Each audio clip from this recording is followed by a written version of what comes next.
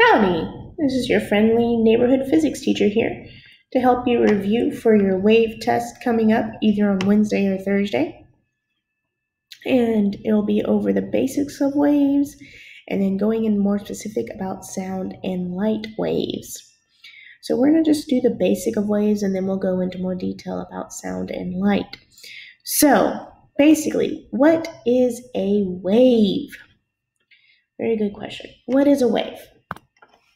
Well, a wave is something that carries energy. You might even say the wave itself is the energy, just it's the movement of energy. And the energy can pass through a medium or a vacuum, just according what type of environment it's going through. Now, wave itself, it's just energy. Now, we have certain waves that can go through certain things, but we'll get to that in a minute. So, an example of a transfer of energy. So, what would be a good example of a transfer of energy? So, let's think about, we have a nice little sun here. So we have some ultraviolet rays coming off the sun. And we have a person here.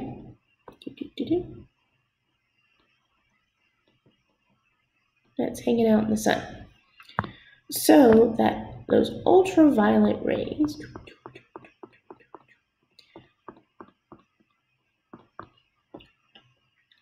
are after they go through, space, after they go through the vacuum of space, get into our atmosphere, they hit this person.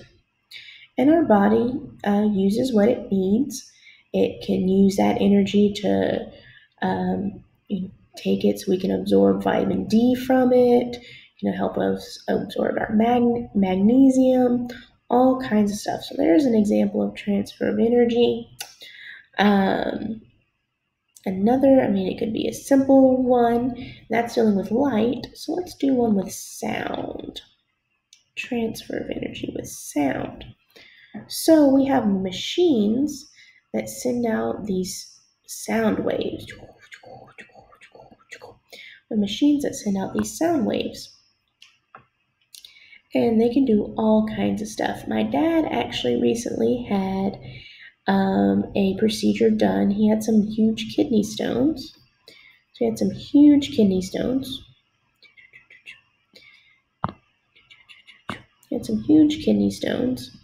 And they were able to shoot sound at it. They were able to shoot sound waves at it, and they used the energy of the sound waves to break up the kidney stones. So there's another transfer of energy. So that's pretty cool. So it can be as basic as just absorbing sunlight, human or flower. We could have a little flower here absorbing some light.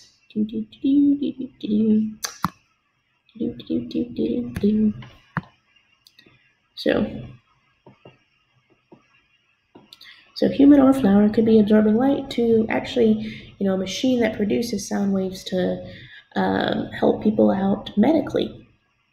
But now, so there's some transfer of energy examples. So longitudinal waves. Now your longitudinal waves these are your sound waves. And remember, they kind of compress and stretch out. Now it's really hard to draw that, so I am going to cheat a little bit. And we're going to go to a website. You've seen this website before. I've used it in my notes. So as you can see, in dealing with the longitudinal, the wave itself moves. You can sit here and watch the wave move, but the particles just kind of vibrate back and forth. So we're not actually moving any material or anything. We're just moving the energy itself. Remember, the squished up parts are your compression. It's labeled right here. The spread out parts are your refraction. And think about it, they're moving in this direction and the particles are moving in that direction. So, go back here. So particles, we've already said, so the particles are moving in this direction. The wave is moving in this direction. So what does that look like? You are exactly correct. Ding, ding, ding. It is they're parallel. That means they will, if there were two lines, they would never meet. Now, we get into our transverse. These are our light waves. And again, we're going to go back to our little handy dandy little website here. And we have our transverse wave. Again, the particles are just moving up and down, and the wave is moving. But the particles are moving up and down, and the wave is moving left to right.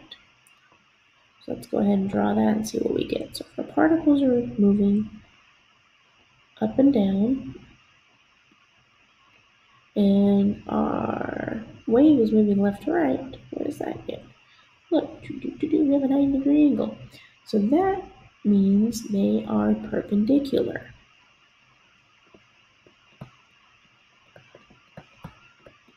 So your transverse is perpendicular, your particle vibration is perpendicular because your particles are going up and down, the waves going left and right. In this case, you're dealing with longitudinal waves. It's parallel because your objects are going left to right and your wave is still just going to the right.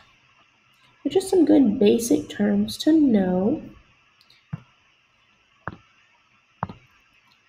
So our first one here is the maximum displacement from equilibrium. That gets you to your amplitude.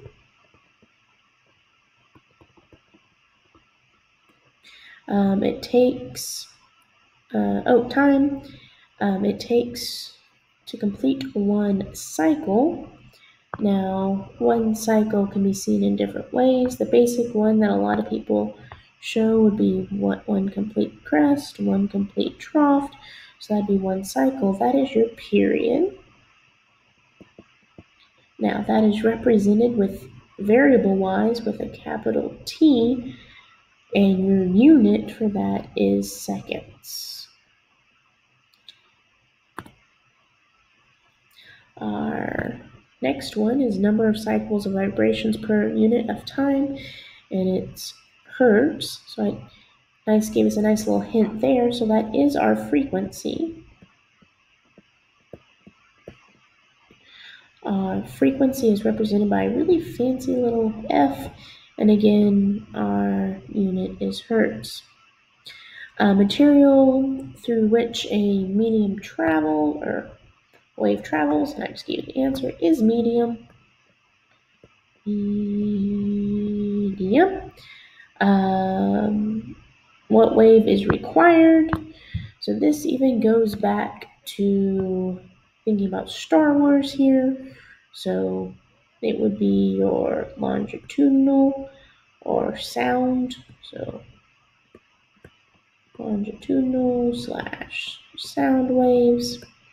So Star Wars would be really, really boring if we didn't have that pew, pew, pew. Well, it's not real physics there.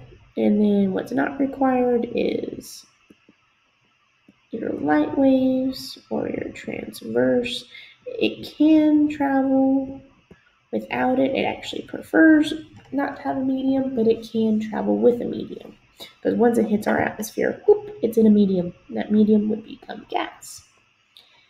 And I'm going to be completely honest with you. I wouldn't worry too much about these next three. I'm going to tell them to you so you know it, but I would not worry about them. So a single non-periodic is just pulse wave. Wave, that'd be your periodic wave. And this is standing wave.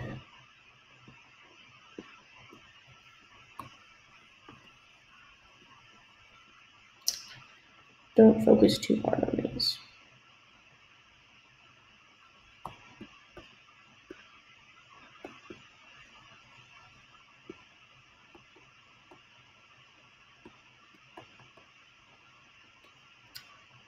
So next we have our wave anatomy.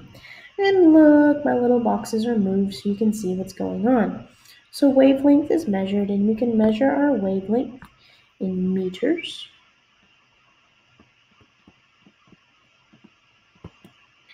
And that either goes from crest to crest. If you jump down, it says what's two other waves.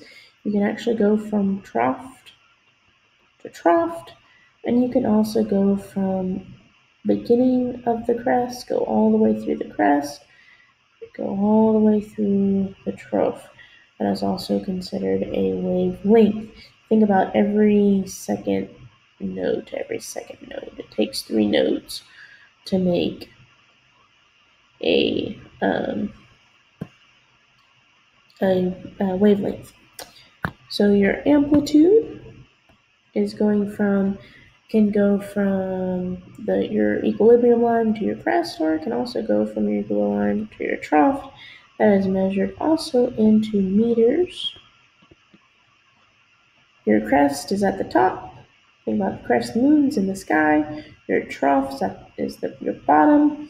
I have to fill up my water troughs to feed my goats and donkeys.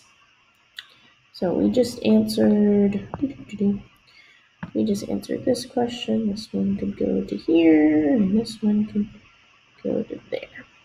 So now that we're going to longitudinal waves, again, everything's kind of labeled out for you already. The units do not change. Wavelength still meters. Amplitude still meters.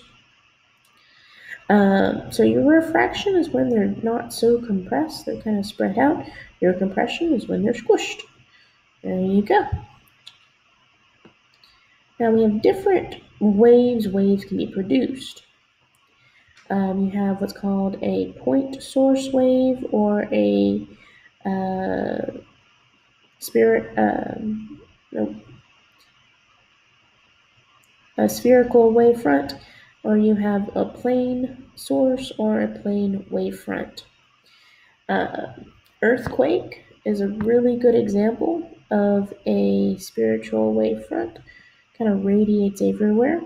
An example of a tidal wave would be your plane wavefront. So those are really good examples. Getting into wave interference and interactions. So an interference in which the wave combines so that the resulting wave is bigger than the original one. So crest meets crest, or trough meets trough. Again, it's hard to draw that out, so we're going to visualize a little bit. Let me go this way. So this side, we can kind of see what happens when a crest and a crest meet. So even though they're not the same size, when two crests meet, it builds on top of each other. So a word build would be constructive. Now we can also see this when two crests meet, crest, when they meet, they build. Well, when a crest and a trough meet, they disappear. Watch about right here. Oh. And you have anything in between causing, if it's building, it's constructive. If it's breaking down, it's destructive. So those are your two big types of interference. What to do? There we go. So we're building here. So things are getting bigger. So we're going to be in the constructive interference. And what happens in the middle of the two waves? So if you have a wave going this way, and you have a wave coming this way, in the middle then, let's see, in the middle is when they both kind of combine. And then this wave just keeps going about its business, going that way, and this wave goes on about its business, going that way. So we're going to label them. This would be 1, this would be 2, this would be 3. The only thing I might change about this one is making it really bigger. So that's what happens. Now, let's think what would happen if we had a nice little ducky. Okay, a little rubber ducky. Neighbor ducky, you're so fine. Do do do do do do do. Okay, so a nice little rubber ducky here. So what do you think is going to happen to the rubber ducky when it gets up here? You're absolutely right, even though you didn't answer me. No, I don't know. So my little rubber ducky's just going to go up, and then it's going to come right back down. So the rubber ducky doesn't move, because remember, the water particles do not move. So it's just going to kind of chill, go up, go down, and the wave's going to keep going through. And I chose the wrong color for that one. I just now realized that. So we're going to try to... There we go. Okay. So that would be an example of constructive interference. So an example of destructive interference is when you have, and they kind of destroy each other. So if we go back to our picture here, so anytime a trough and a crest meet, it's when they start canceling each other out. So this is our destructive interference. So what happens in the middle when they two meet? Basically, when the two waves meet, let's go back here. So we have a wave going this way, and we have a wave going this way. When they meet in the middle, if they're the same size, they're pretty much just going to cancel each other out. Now, if they're not, you might see a little bump in whatever direction is bigger. But not, it's just, then they're just going to keep going with their lives like nothing happened. Just keep going. Now here's a tricky one. What type of interference is happening in this picture right now? It's actually both. It's a trick question. Actually, both types of interference is happening, your constructive and destructive interference. So your constructive is these areas that there's white. That'd be your constructive interference. Okay? Your areas where there's the dot,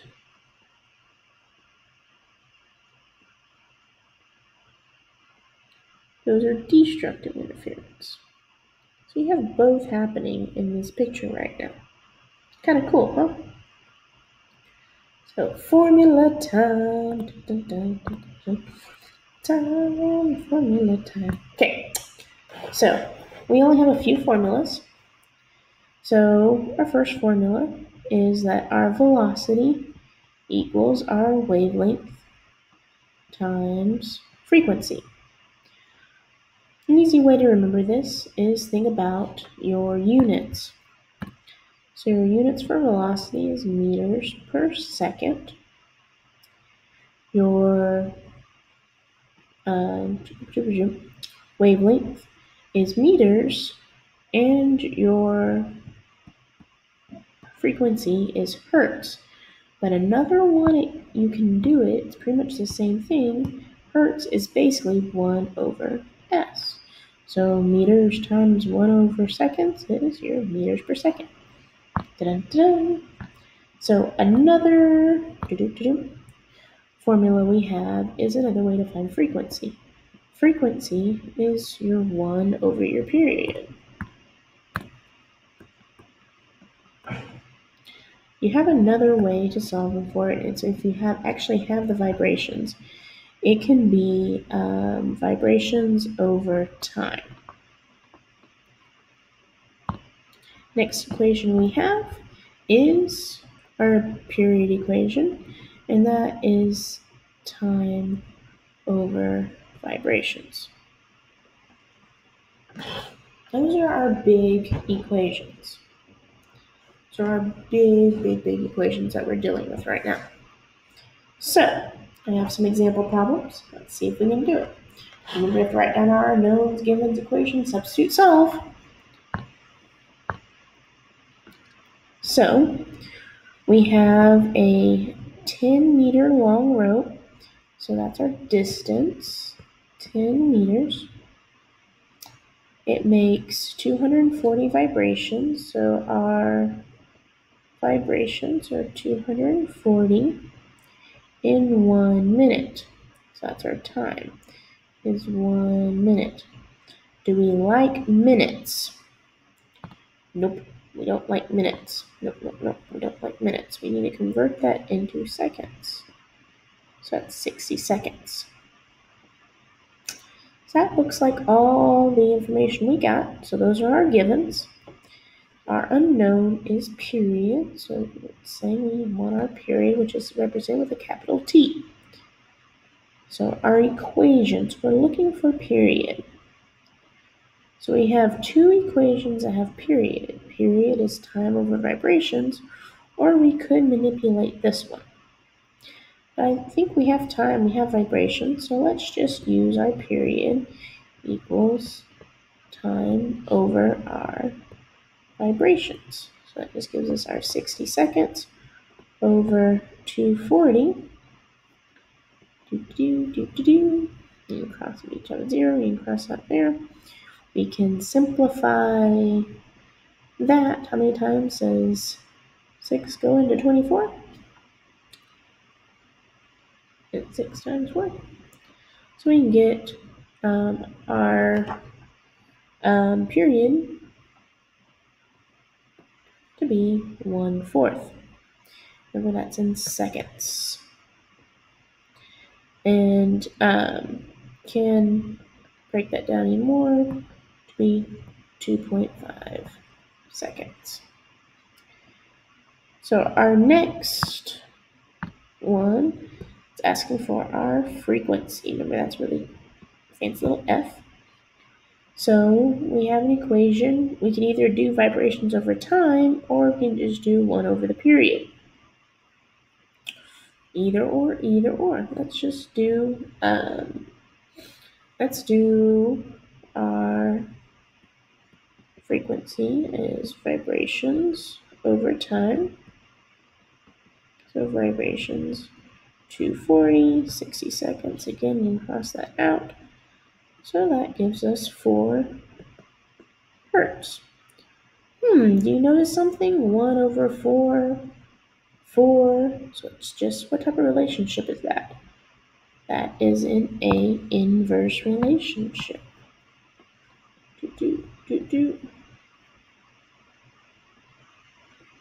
Inverse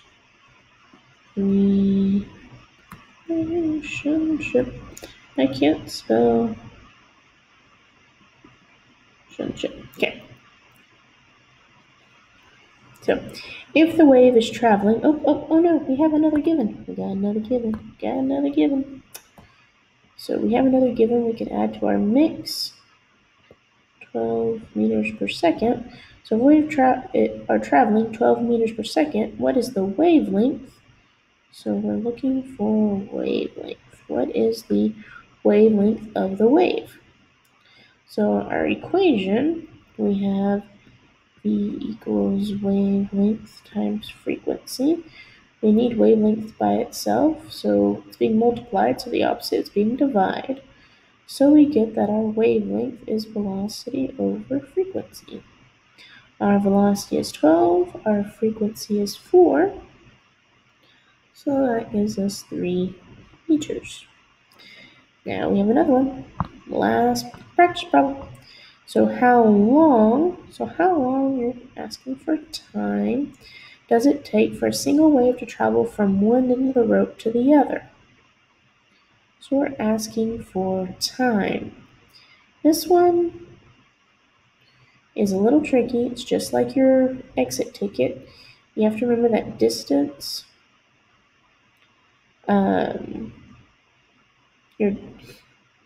your distance equals your velocity times time. I'll take back into here.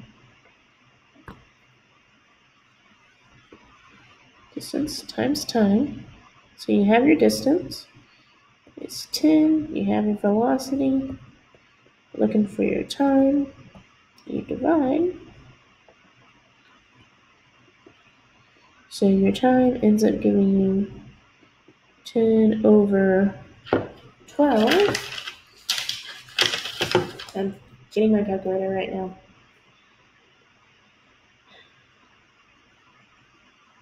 So it ends up giving you 8.33 seconds. So it doesn't take very long for it to get to the other side. So there's some good practice problems. So there you go. Good practice problems. Good practice problems. Seen those a couple of times. Those are good practice problems. So next, we're getting more focused in on sound. So energy type of wave, how does it move? So waves are what? So waves are mechanical waves, basically longitudinal. And how does it move? It needs a medium to move. Sound has to have a medium. Think Star Wars. Wouldn't be very exciting, or any space movie in that matter. Wouldn't be very exciting if they actually applied to physics. So pitch. How high or low we perceive a sound would be determined by what? So it is. So how we perceive, that's the key thing, is how we perceive. That is pitch. Remember, pitch is different from each person. Now, pitch and frequency are pretty much the same, except that pitch can differ from person to person. If C is a certain frequency, C will always be that certain frequency. C is just a certain note for my non-music people. But how the C sounds, pitch-wise, is specific from each person. So as the frequency of sound blank, the pitch sound. So as, let's say, frequency increases, the pitch of the sound increases. And it's the same thing. As it decreases, it decreases. They have a direct relationship.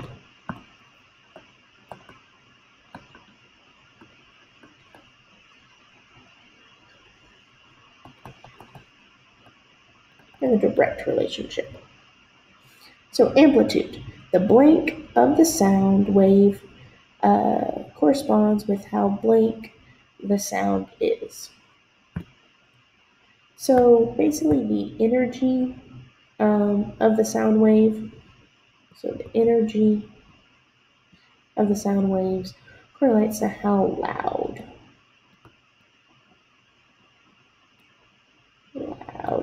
the sound is. So again, so you have a big amplitude, you have a big sound. You have a small amplitude, you have a small sound. That goes back to a direct relationship. Sound travels fastest in, actually travels fastest in your solids. And it's because they are closer together. The molecules are very close together. So they have access to be able to sit there and touch and vibrate, so the sound can move faster. It doesn't have to wait to get to another molecule, and it moves slower in gas. I know that seems really weird because we live in a gaseous state. That's how we hear is through gas. But if you think about how spread out gas particles are, for it to vibrate, they have to jump over here, touch to vibrate, gotta jump over here, touch to vibrate, it's gotta jump over here to touch to vibrate. And so that's how gas has to get to point A to point B. So the reason gas is further it's hard to get to is because it's spread out. So the molecules are spread out. So Doppler effect. Now Doppler effect can be for sound and light. And that's kind of like our bridge into from sound to light. So Doppler effect occurs in the relationship motion between its frequency of the waves and the pitch created when it changes speed, basically. So relationship motion between the frequency of the waves and the pitch creates a change, and the movement creates a change in pitch. Sorry about that, guys. And the movement creates a change in the frequency, or we hear it as pitch. So you get that lovely like meow sound to it when a vehicle's passing you. So it's higher pitch when it's coming towards you, and it's lower pitch when it's going away from you. So we have a little example here, and your picture showed up, my picture didn't show up, so you have that lovely picture there. So at rest, a car's horn is at note A. When the car is moving down the street, the horn is sound, so it hits. Bicycles moves in the same direction with less the car speed, hearing a flat A pitch. It's ahead or behind the car. So let's think about it. So let's make a little. So we have a car. Or sombrero with wheels. And we have a bicyclist.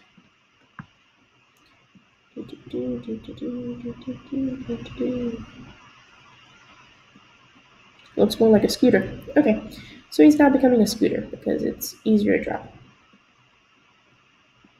Okay, so if he's hearing a flat, so think flat, think low, okay, a lower pitch, a flatter pitch. So is he coming up on it, or has the car already passed him? Yeah, very good. The car has already passed him. So the car has already passed him. And you hear that lower pitch. So as he's coming up, as the car was coming up, it would be a higher pitch. As the car is leaving, you get a lower pitch. Now we're getting into light waves. So light is a blank wave. So light is a transverse. So light is a transverse wave. It is part of the electromagnetic spectrum. I'm just going to draw an arrow so I don't have to rewrite that word. So, and we have this electromagnetic spectrum. I'm going to erase it so I can get into it. We have the electromagnetic spectrum right here. I would definitely know the order if I were you. So it goes from radio waves to microwaves to infrared to visible to ultraviolet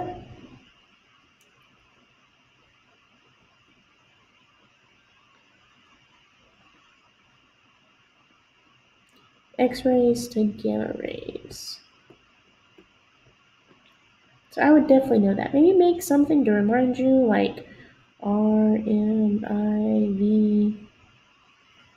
So think of something that, RMIVUXG.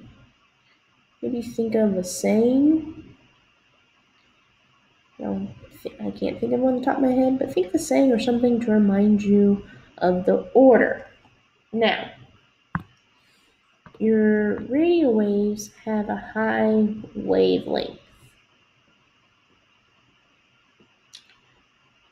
and your gamma rays have a low wavelength.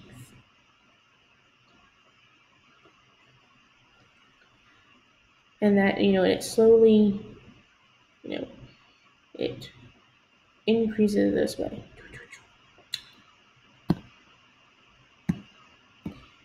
Your radio waves have a low frequency,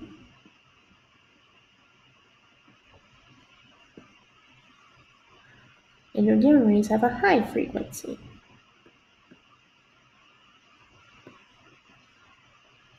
Another thing they have a low and high of is energy.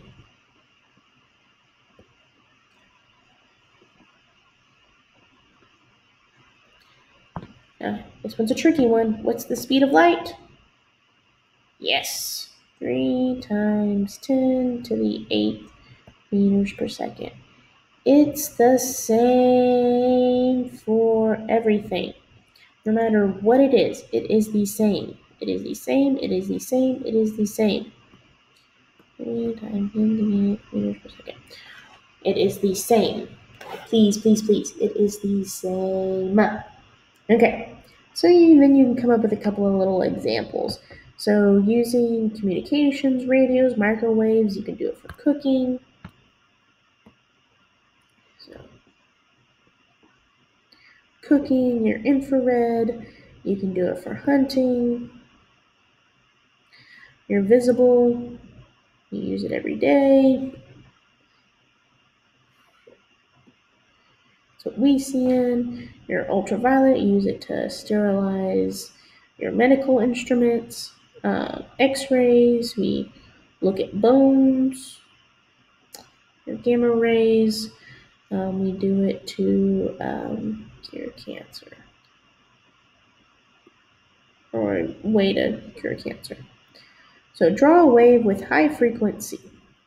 So we're trying to draw a wave with high frequency. So high frequency means you have a lot of little humps in a short period of time. And it says draw a wave with low frequency.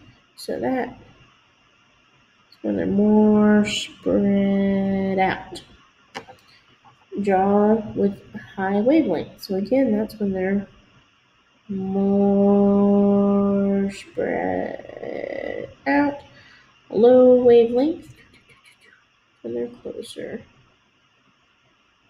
together. So if you notice, they're opposite. They're flipped. So they have a inverse relationship.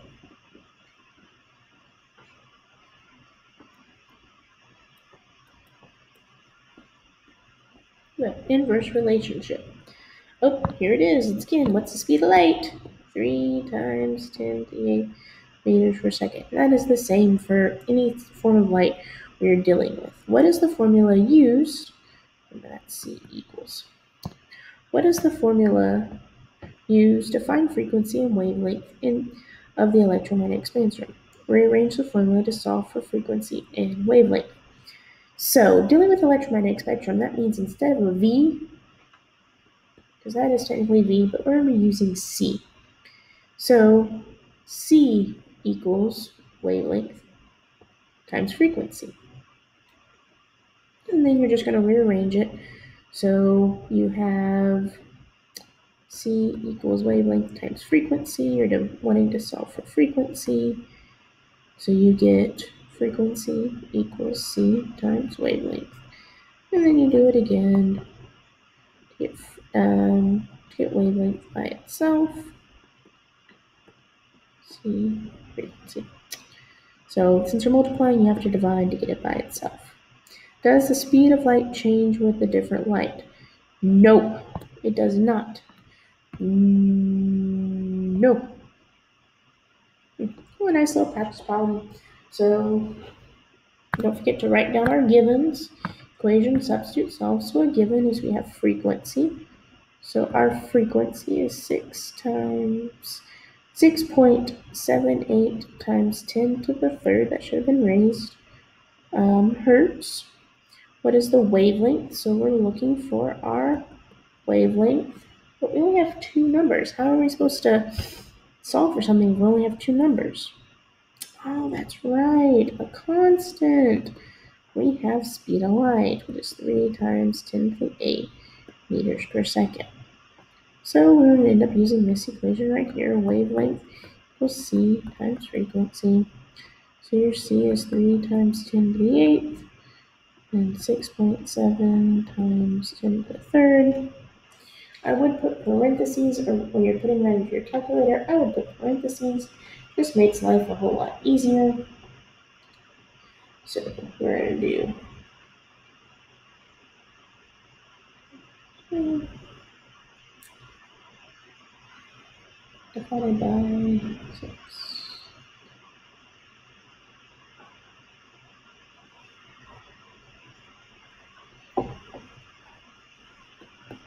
Yeah, getting 4.42 times 10 to the 4.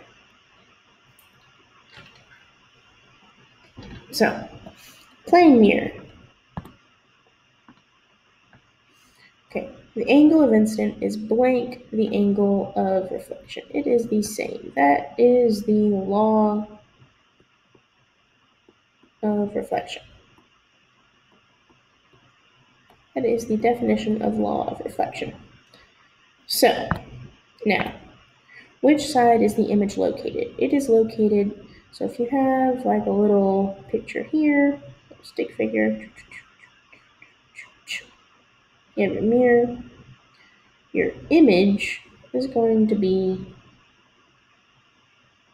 on the, I guess, to right side. It will be a virtual image, because remember, think about going through Alice in Wonderland, going through the looking glass in Wonderland's a virtual world. We're in the real world. It should be upright, unless you're standing on your head, and there should be no magnification. So, should be no magnification. So what does white light? What happens to white light when it goes into a prism? You get the lovely rainbow. So you have light go through, you get a lovely rainbow coming out. What's the difference between a real and a virtual image? It's according to where it is. So if you're dealing with mirrors,